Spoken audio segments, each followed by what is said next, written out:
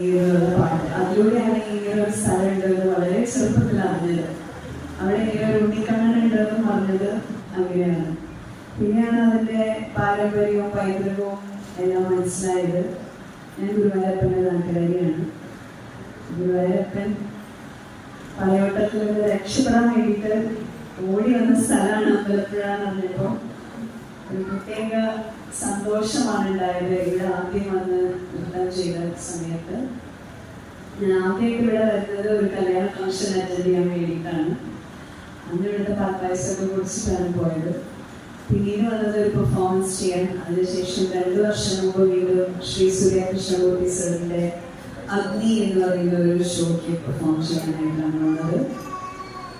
Sir പറഞ്ഞതുപോലെ ഞങ്ങളെല്ലാവരും പിന്നില ഊട്ടൂര ചെറിയ സ്ഥലത്ത് നിന്നിട്ടാണ് ഡ്രസ് ചേഞ്ചിങ്ങും എല്ലാം ചെയ്തിരുന്നത്.